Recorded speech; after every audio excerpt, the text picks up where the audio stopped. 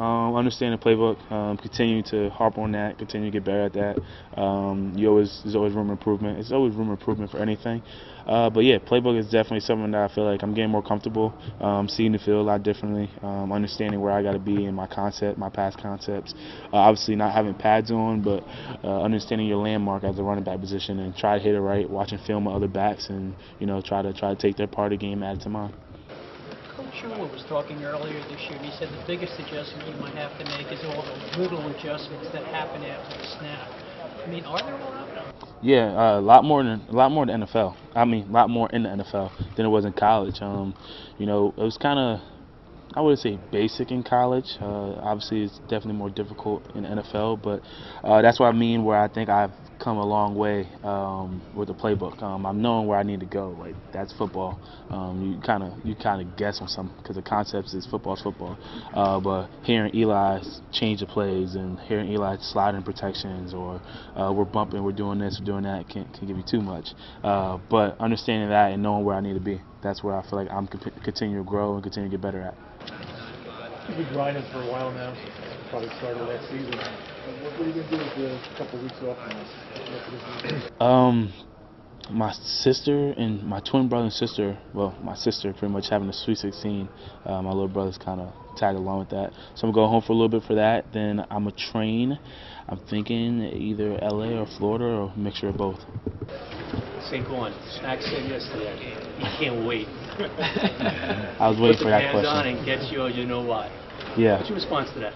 My response to that is I am just happy that we are on the same team, and he only gets to hit me maybe once or twice a year rather than a full game because Snacks is arguably one of the best defensive linemen in the NFL, and definitely have a lot of respect for him, how he carries himself as a vet, and you can just watch him on the field. So I'm going to say I'm going to run away from that and say I'm just happy he's on my team and he's on my side. Sure, that's what you want to say. I'm positive. I'm definitely. If you see the Snacks, just take it easy on me. Oh, I'll be honest with you. Like, come on, man. Like, I don't know anybody in this league that can run over Snacks. His name is Snacks for a reason. Like, so definitely gonna just be happy he's on my team and be fortunate enough that I get to play with him instead of against him. Saquon, you take a lot of pride in your receiving ability. I think we've seen 6 practices at this point. I don't recall seeing you drop a pass. Have you dropped any passes since you've been here?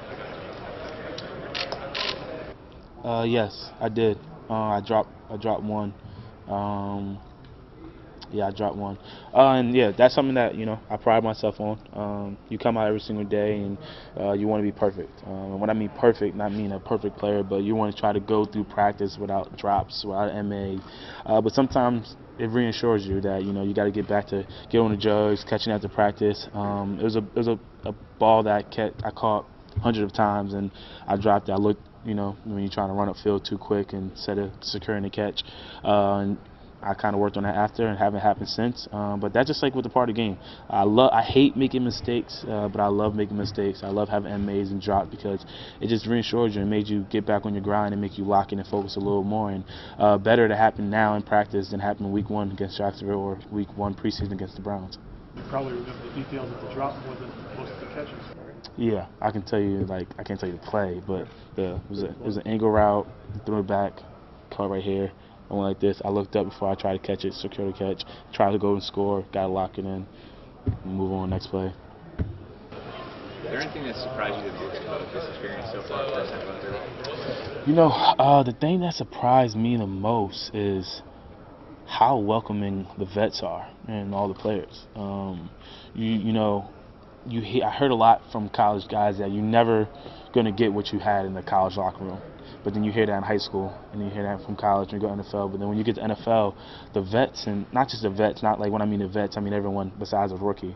If it was 1 year, 20 years, 10 years, they're just all really so cool and kind of family, and just all welcoming. And I'm pretty sure, I really believe that if I ever need anything, I can call any single one of them. Whether if I'm with them like the running backs I'm with most of the day, or if it's OV who I only go against. But that's what's really surprising to me, and it was shocking. And I'm just happy that I have that environment, and not only for myself, not only for me, it's for all the rookies. And to be able to have that and come into this locker room and have that team, I think it's something real special. And I think that's bigger than what people actually think. It's not only on the field, it's the chemistry in the locker room, and I think the chemistry we have in the locker room right now is really good.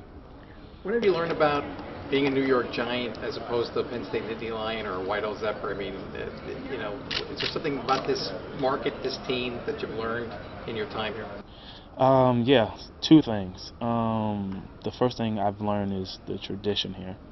The history, the legacy, and all the great players, being able to go to the softball game and all those running backs and the Tikis and the Hamptons of the world, and be able to meet them. And you heard about the Giants growing up. Obviously, if you follow me, you know I was a Jets fan growing up, so you heard that.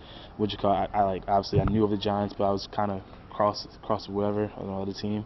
But you literally learn when you walk in the building how special this place is, and it don't really hit you till you actually walk in the building, you actually play on this team, you actually play on that jersey.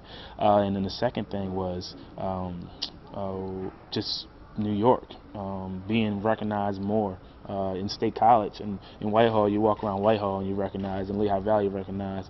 Then you in State College is like its own little city, but a small city. But then in New York, you go to New York City and people start recognizing you. It's kind of a cool feeling, but it's not like a cool feeling like, oh, like, yes, I got fame, I got fortune. It's not like that. It's just like that people are noticing what you're doing. And I haven't played a down of football yet, so it's the way I'm handling myself. And back to what I always say, that's credit to my family and my mother and father, how they raised me. So hopefully I can continue to do the right things.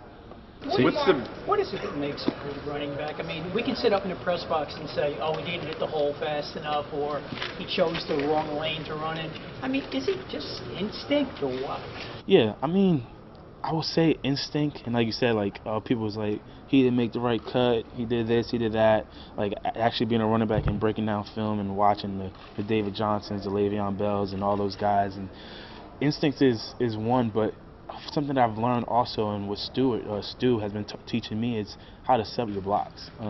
For me, I did it so natural in college that I didn't even notice that I was doing it. But now, understanding that, seeing the play before it develops, and seeing the linebackers overflowing, and that's how you set up cutback lanes. And a guy who does it the best, Le'Veon Bell, I was watching his film this morning, how he sets up his blocks. So I think you have to be versatile as a running back, catch the ball at the backfield, be able to block, be able to run in between tackles, outside tackles. And if you really think of the top 3 backs, the top 5 backs, the Zeke's, the Le'Veons, the Todd Gurley's, that's what they're able to do. They're able to pass block, catch the ball at the backfield, and run the ball in between tackles, and just the way they set up their blocks. I think that's what it takes to be a good back in the NFL, in my opinion. Saquon, when you were sitting there at lunch with Odell yesterday,